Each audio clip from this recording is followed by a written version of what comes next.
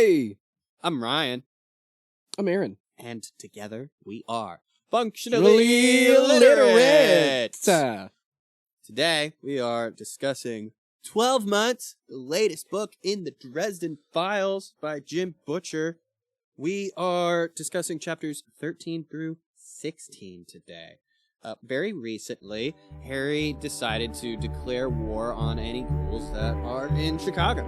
And in this episode, he's going to follow through on that. So let's jump into it. Chapter 13, How Harry Confronted Himself. So, we kind of had the same reaction, I think, when we started reading this. You told me right before we started reading that you accidentally glimpsed the first page of chapter 13 before we started discussing chapters 9 through 12. And what did you say? I was just like, the fuck? Yeah, and that was exactly my reaction. I was like, what the fuck? Is this a dream? And yes, it was a dream. It was. Thank goodness. Harry, hey, newsflash. Harry had another sex dream. Wow. You're almost better taking a drink every time Harry has a sex dream. I don't want to do that. However, there was drinking. He was drinking scotch, which, bad boy. Quit numbing your pain. It doesn't help. And you were hungover. Drank too much scotch, started talking to himself in his dreams. And then talking to himself in reality. This is the first time we've seen other Harry.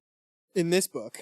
We don't see other Harry very often. No, usually it's when Harry's life is fucked up and he needs to reorient himself. So I thought, what I think is interesting is the implications of what Bear said in an earlier chapter, right? Mm-hmm. How Harry, late at night, has been talking to himself in his room. And so I'm getting a strong impression that the inner Harry has been reaching out to him a lot more often than usual. Or he's just talking in his sleep. Maybe, but I don't know. I get the feeling that, what is it? This is his ego, right? Yeah. I get the feeling that Harry's ego has been talking to him a lot when he's awake late at night. Maybe. Because he's not sleeping, so what else is there to do? I mean, no, he only sees this guy when he's asleep. Usually. But he's clearly awake this time. No, he's asleep. I don't think so. He threw shit. Yeah, you can throw things in a dream. I don't think so, man. I think he's awake. Okay, come on. No. He's asleep. Have you never accidentally, punched something in a dream and hit a wall in your sleep? No. Really? Yeah. I've done that. So I'm a heavy sleeper. Mm-hmm. However, the moment my body moves in real life, that tends to wake me up. So it woke me up. So I punched something in a dream once, and I punched the wall at the top of my bed. Okay. And split a knuckle. Ow. And it woke me up. Unfortunate that. Yeah. Yeah. But as soon as he chucked the glass, it woke him up. Because he woke up when Bear came in. That is not how I read that. I read it as soon as he realized he was dreaming, he said, "This is a dream," and he got up. And he was talking to himself in the mirror. But the mirror reflection was, of course, not him. It was other him. Maybe I interpreted it wrong. Because every time he's talked to other Harry, he's always been asleep. Not every time. Name one. I'm pretty sure, the first or second time he ever spoke to this version of himself, he was awake. Or at least, half awake. But this time, he was absolutely awake, as far as I'm concerned. The first time I remember him doing this was in Full Moon. Mm-hmm. He was asleep in a car. Yeah. I just know that this time he was awake. Or at least half awake. He was conscious of his surroundings in his room. And I think that this conversation he had with himself was very interesting. I think his ego raises a lot of good points. He really does hate himself, which is unfortunate. His inner self pointed out to him that the true venom inside of him, he never dishes it out unless he's talking to himself. Like, even when he was confronting Carter LaChase, he wasn't as vicious as he is in this conversation with himself. Oh, yeah. No, 100%. I think that's very unfortunate. He doesn't deserve this much hate. Not for himself. No. He's done some stupid shit, but nothing that deserves that much. Yeah. And there's also this sense of, like, he still doesn't fully recognize this other version of himself as himself. He feels like it's an other. I think he's recognized it as himself before. But he knows that it's himself, but he doesn't feel that it's himself, right? Like, he tells himself to mind his own business, which is stupid. This is his business. Well, and the thing is remarked on that. It's like, I'm you, I can't. Yeah. Harry's just a smartass. Yeah. Even to himself. Yeah. So, do you think that his inner self is making a good point about his argument about Laura? His inner self always makes good points. Yeah. The problem is that they're not points that often align with Harry's, like, morality. Yeah. Is it a good suggestion? Yes. Is it morally gray? Yeah. Yes. And that's the problem. Yeah. Because would it make Harry's life simpler? Yeah. All the things that this other self suggests make Harry's life simpler and easier. Yeah. And as we always know, Harry often does things that make his life harder. Every time. Because generally speaking, things that make Harry's life harder are the quote-unquote right things to do. No, that's not true. I mean, he tells himself that, but it's not true. And I'll tell you why. I've mentioned this before to you, and I'm going to mention it again. The water heater. The water heater. The water heater. This man, for years and years, lived in a sub-basement of a house that was divided up into a bunch of little apartments, right? And so he's like, oh, yeah, because of magic, I can't have electricity. That means no water heater. But here's the thing, right? There could easily be a water heater just in a different space in that building that would pump hot water to his unit. He didn't have to have the water heater in his space in order to have warm water. He just wanted to suffer because he thinks that's what he deserves. He could have had warm water. He could have. No, because there are several times where he did have warm water. Yeah? When? The Svartolf apartment. Yeah, that's different. That's later. Yeah, he had warm water. I'm talking about before the apartment burned down. Okay. Never, ever once had warm water because he thinks that he should suffer. So this was an old building. Yeah. Maybe modern apartments are set up that way, but that building might not have been. Nah, I think that's bullshit. Listen, we could discuss that all day, but I think his explanation on that is sound. Nah, it's not. He never even tried because he doesn't think he deserves nice things. Harry is also set in his ways. He likes stuff the way it is. Yeah, I'm sure he loves having freezing cold water every day that he has to shower. He drives a shitty car. I'm sure he loves his shitty car. He loved his car. Yeah, he did. But that doesn't mean he had He to loved have his it. shitty apartment, and he could have moved. Mhm. He could have moved to another apartment. Yeah, sure. Could have. But he loved that shitty apartment. That would have been a lot of hassle, though. That would have been a lot of hassle. Moving? Fuck moving. Who wants to move? Petitioning his mostly deaf 90-year-old landlady for a water heater to be moved to a different part of the building. If he cared enough, he could have. Anyways, coming back to the present day where, he lives in a flippin' castle. I liked this chapter. It surprised me. I wasn't expecting a kind of confrontation with himself. I didn't realize that he was like drinking himself to sleep. Of course it makes sense. He's in a bad way. He's depressed. Super depressed. Very depressed. Very depressed. Mucho depresso. So yeah, he chucks a glass of water, shatters a glass. Bear comes bursting in with a gun and a nightie. And of Knife. course, what? She had a knife. I thought she had a gun. Did she have a knife? Oh, well, a weapon. It was a knife the size of her forearm. There you go. Thanks. And of course, there's nothing going on in there, and she realizes that Harry's just kind of in a bad way. It's the witching hour. Bad things always happen at the witching hour. It's true. Yeah. So she sings him to sleep. And for the first time, he slept soundly until sunrise. It's got to be Valkyrie magic. Maybe. Or maybe just, it's pleasant listening to a lady sing. Sure. If Alona Mayer sung me to sleep, I think that'd be chill. Chapter 14, How Harry Went Ghoul Hunting. So this was stupid. This was stupid, right? Like, this was a stupid thing for Harry to do. Like, Bear said it, and I'm saying it now. He was hungover. He was in no business, in no shape to go ghoul hunting. He just should not have done it. He's not in the right headspace to use magic. He admits it himself. And he knows that. He admitted that to Michael, that he's not in the right headspace to use magic right now. It was interesting, but it was annoying and frustrating too. He made stupid mistakes that he knows better. Like, he knows better. So he's with Bear, and he's with Fitz. I don't even know why Fitz was there.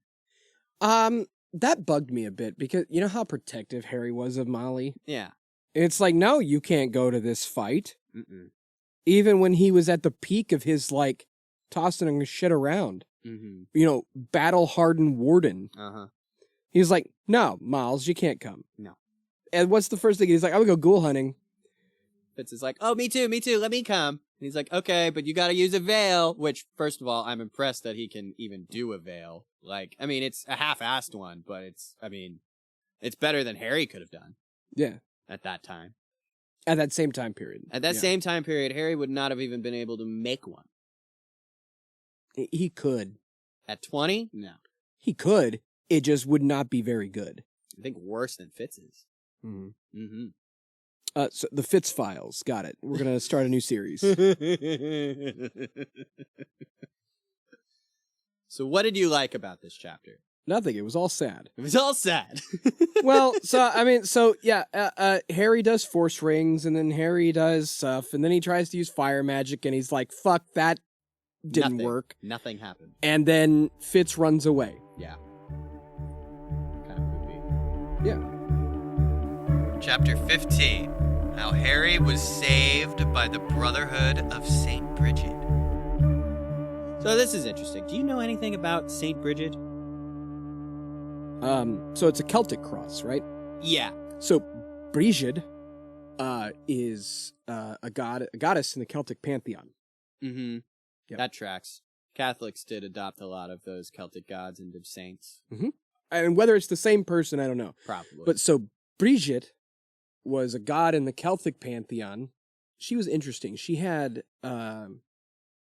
triple layered voices. She was the three-voiced god. Three-voiced god. So I think she's a lot of people say she's a Celtic mirror for Hecate. Really? Yeah. Okay. I'll have to look that up to be sure. She's known for poetry, learning, healing, protection, blacksmithing, livestock, and dairy production. Mm-hmm. Yeah, the triple goddess. She has often described as a trinity. She encompasses three aspects: Brigid the poet, Brigid the healer, and Brigid the smith. Interesting. Okay. Well, it makes sense then that they're invoking her for protecting people from ghouls. So this chapter is much more satisfying, I feel, because you get to see that, so it's not just Harry protecting Chicago. The people of Chicago are protecting their own. Saint Brigid is different. I had to look it up. Yeah. Saint Brigid, or Brigid of Kildare, is a patron saint of Ireland. One of the three national saints, along with Saint Patrick and Saint Columba. Oh, but it very obviously has to be inspired from because she's a patron saint of many things, including poetry, healing, blacksmithing, and dairy production. Yeah, I just said that. Right, that's Saint Brigid. Yeah. Not Brigid the goddess. Yeah, I was talking about Saint Bridget. Oh. But that's a lot of the same things that Bridget is over too. Sure. The goddess. Right. Which, but again, apparently tracks. this lady actually lived. Apparently. They have a birth and death date. That's helpful. Either way. So, there is debate over whether she's a real person. Anyway, so anyway, so that's a thing. So you got Father Forthill, Father Aronson, who I don't think we've met before. Not Father Aronson. Rabbi Aronson. Oh, yeah, you're right. Sorry. No, rabbi. This is the first time we've seen a rabbi in the series. It is the first time we've seen a rabbi in the series. He blew a horn. A shothar. A Jewish horn. I know nothing about these horns. And Listen, of the two of us, one of it, you should. Why should I?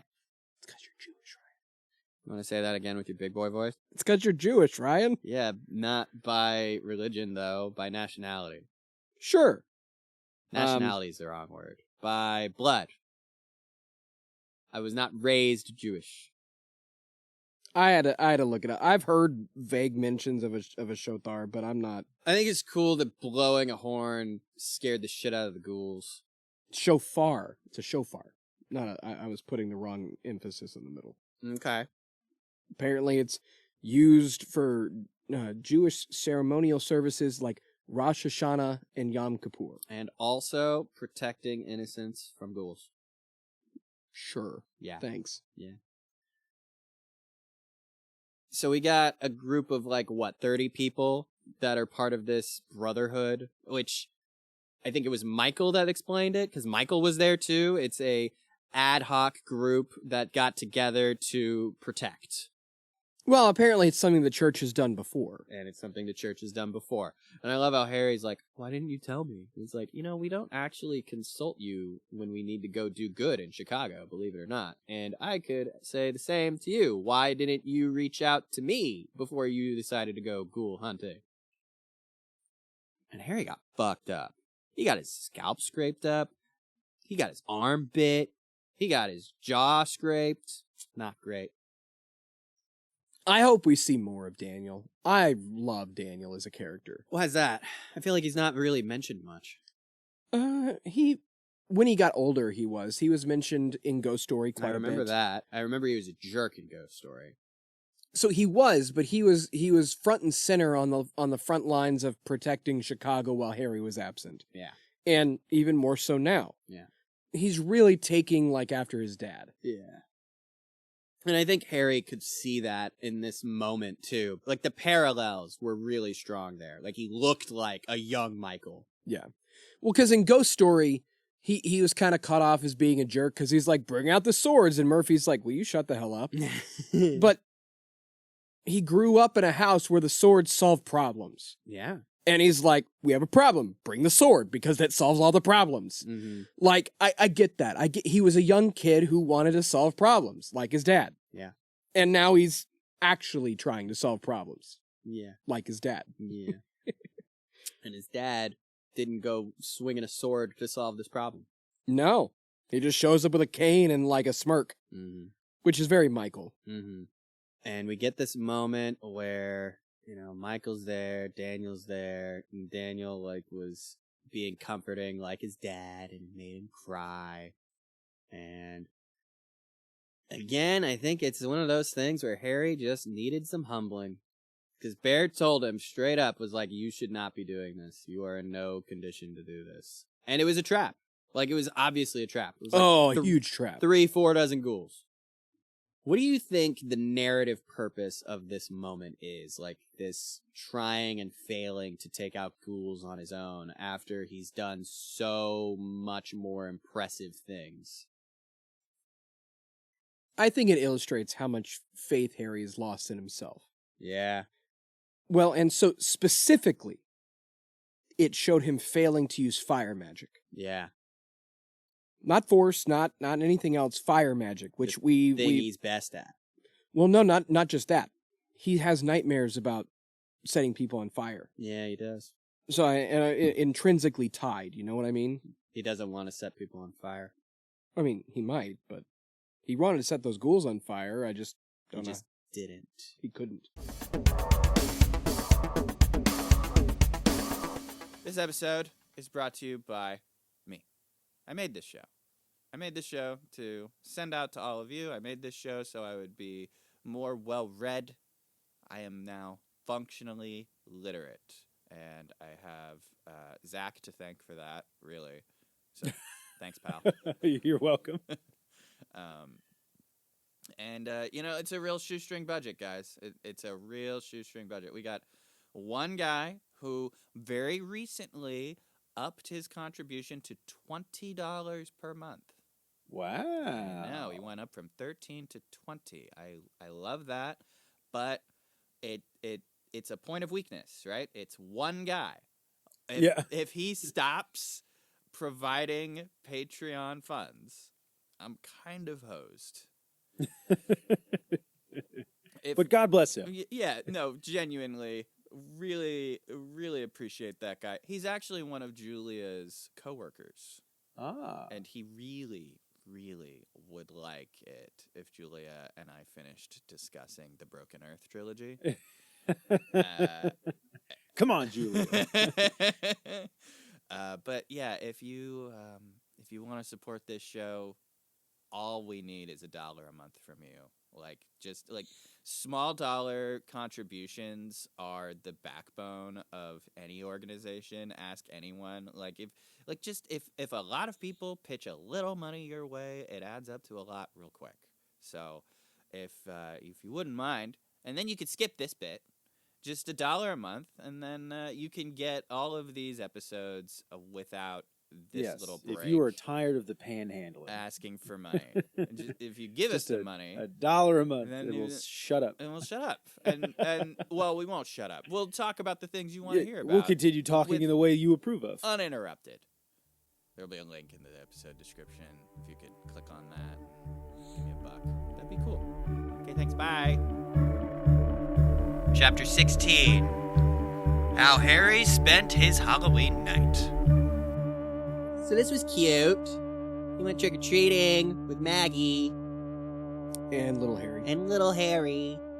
And they were talking about how she's going to be going to an academy soon, and she's, nervous about it. And it was just cute. It was nice. It was just, this little moment where, as Harry put it, the Carpenter family and the Carpenter's neighborhood was just combating the darkness by just doing something nice and normal. Yeah, the chapter started good. I don't know. I liked the second half of the chapter. Right up until the end. This night was also Harry's first time going to Chateau Wraith while engaged to Laura. It was his third date. We all know what happens on the third date. He even makes a comment about that. He's like, well, I mean, it is the third date. And again, Mab instructed Molly to tell him, hey, go get fucked. Go do that. Literally. Go get fucked. Go do it. And I'm wondering if that'll happen. Probably not, since Dracul is there. That was a hell of a way to end a chapter. Oh my gosh. It was so funny. As soon as you ended this chapter, you're like, damn it, Ryan. Fuck. This is good. I want to keep reading. That's a fucking cliffhanger and a half, man. That's not even... That's not even fair. It's not. I think, though, before they even properly went into the party, it was good how Molly addressed this issue with Harry and not being able to use magic, right? I think she was dead on the money. She said that Murphy was killed by low-life scum, and I think deep down you think the same thing should happen to you. You were fighting low-life scum, and your magic failed you because I think a part of you wanted to die. Yeah? He snaps back and is like, oh, you know my own mind better than me? Are you crawling around in my mind again? And she was hurt. But... Well, yeah, he knows where to hurt her if he needs to, and he hit her on the one, the big thing that's... The one big thing. She's like, God damn you, and she turns away, and she's crying, and he's like, I'm sorry, and then she doesn't look back, but she reaches out and holds his hand, and I think that was just... It really just shows how strong their relationship is, their friendship. was touching. I liked that. Can we also, like, so she's also dressed up for Halloween. Oh, yeah. So she's dressed up as Arwen, and he's... Not just dressed up as Arwen. She is dressed up as Liv Tyler as Arwen. Yeah. Even using the glamour and everything. Yeah. Uh-huh. And he's dressed up as Gandalf the Grey. She thinks he should have gone as Gandalf the White. And apparently Laura thinks that too. Mm-hmm. And he's like, yeah, but then I wouldn't get to do this. And then he does the chin-wagging thing. Yeah. I mean, Laura's reasoning was sound. She's like, you did die and come back to life. Yeah. Which is... literally Gandalf. Yeah. Yeah. But no. He was like, the classics are where it's at. OG Grey. Another moment that stood out to me, and it was kind of like the way that they wave it off, it was funny, right? Like, as they're approaching the chateau, a spotlight shines on him, and then, like, in an instant, he's back in the battle, and the eye is facing him, and he's, like, dealing with that trauma, and Molly, of course, knows exactly what's happening, and centers him, and a wizard is never late, nor is he early. Yeah, he proceeds as soon as he overcomes his PTSD. He is exactly where he needs to be on time, and I thought that made me laugh. I laughed at that too. Yeah. I think you heard me. Yeah, and this party, man, it's a White Court Vamp party. You got lots of people scantily clad. There's lots of drugs, lots of fucking, lots of debauchery abound. Yeah. Laura is hot, of course. Dressed as Galadriel, I might add. Who? Galadriel. No idea. Oh my... You and your fucking avoidance of Lord of the Rings. And Galadriel is like the queen elf, or... Hold on. Come on, man. You know Lord of the Rings. You don't need to look this up. Tell me. What's up with Galadriel? Galadriel is the ruler of Lothlorien, which is one of the elven cities. Okay, she is known as the Lady of Light and a possessor of one of the elvish rings of power. I see. She was played by in the OG series by Cate Blanchett. Oh yeah, I know that lady. Yeah, she and Gandalf have a thing, or had a thing. They're friendly. I don't know. I feel like they fucked once or twice. Like, centuries ago or something. Back when Gandalf was young, you know. Gandalf is a god. No. Yes. He's a stupid old wizard. Gandalf is a Maiar. Okay. That's a thing. So, Gandalf is literally a deity that comes down to guide Middle Earth. Does that mean he was never young? Not in that lifetime. Never looked young. Anyway, so Gandalf's a god? Yeah, he's a Maiar. Okay. All right. Whatever. Anyways, back to this story where Harry's dressed up as that guy. Anyway, so I could go on. You're just derailed by the fact that I know nothing about Lord of the Rings. You run a literary podcast. Sure do. Where you've read all of these classics. Sure have. And still haven't fucking read Lord of the Rings. Not gonna.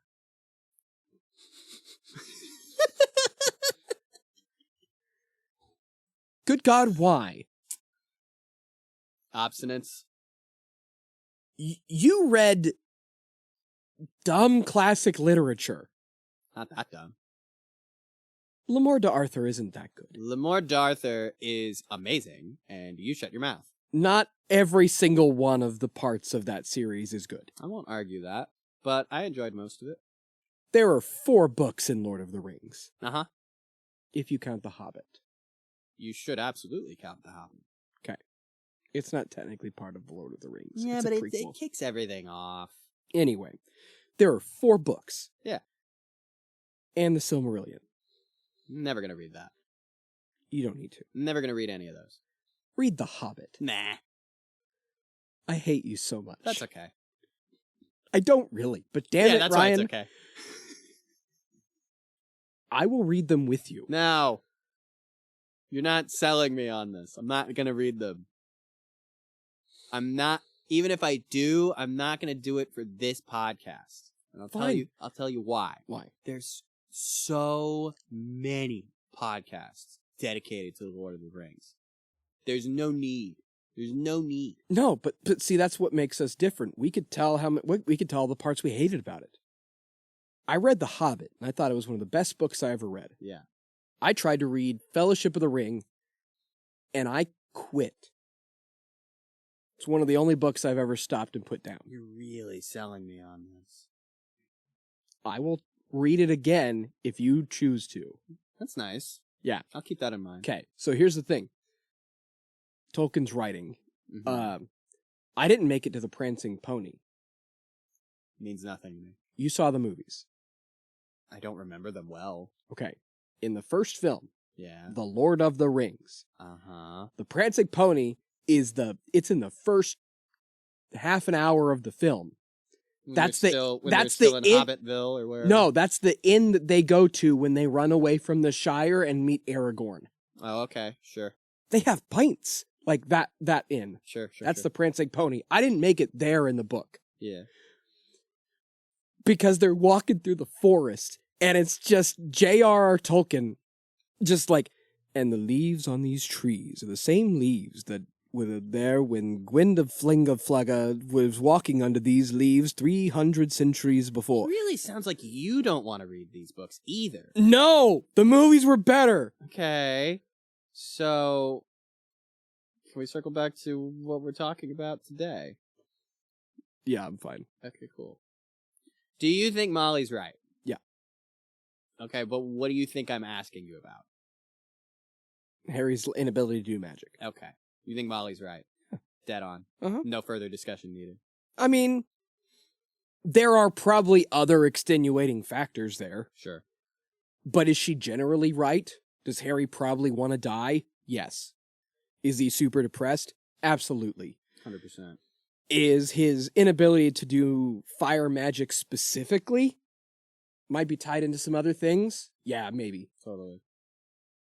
But yeah, generally I think you're right.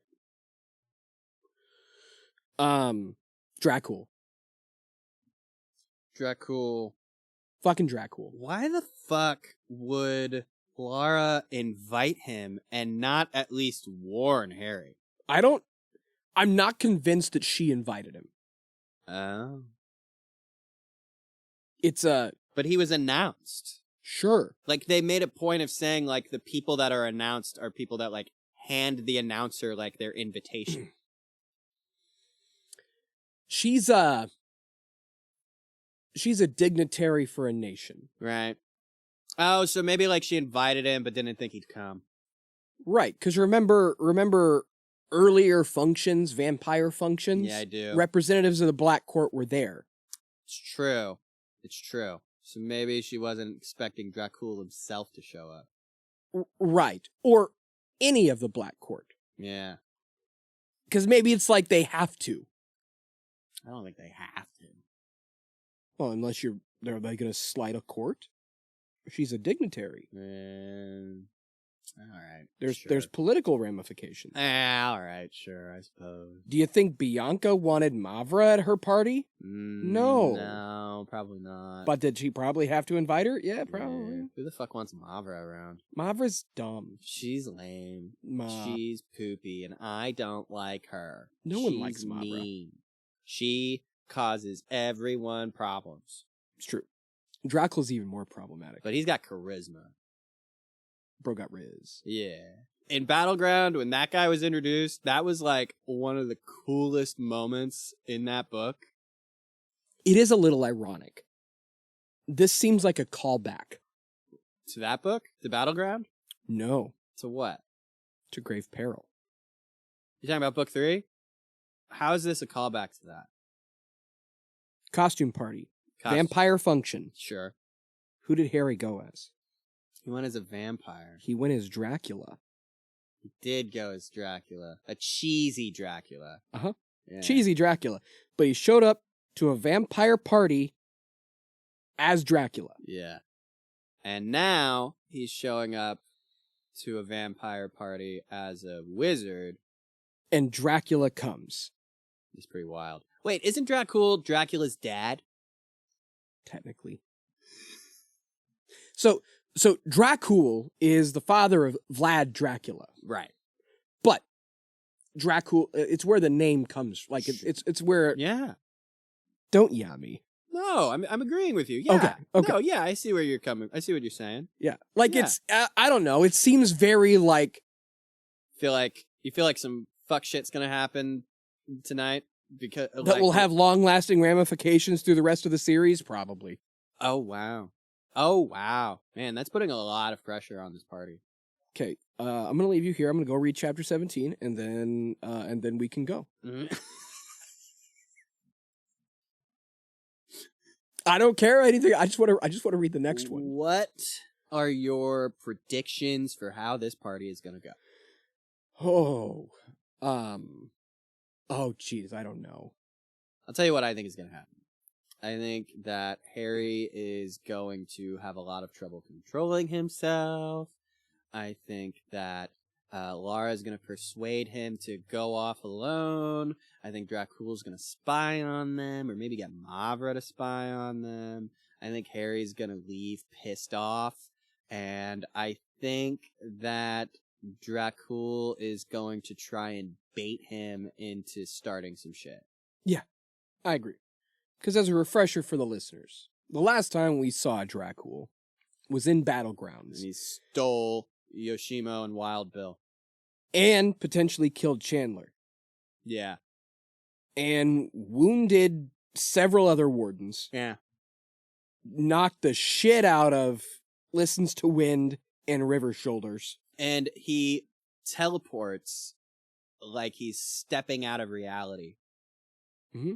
Like, Harry couldn't even figure out how he did it. Well, no. So, Dracul's basically a god. Sure, I guess. So, okay. So, he has the stare. The stare? The presence, the supernatural presence stare. Not following. Okay. So in the series, when someone is exerting their supernatural presence, they just like look at you and you're like, blah, oh, like that dragon did that one time. Faravax did that.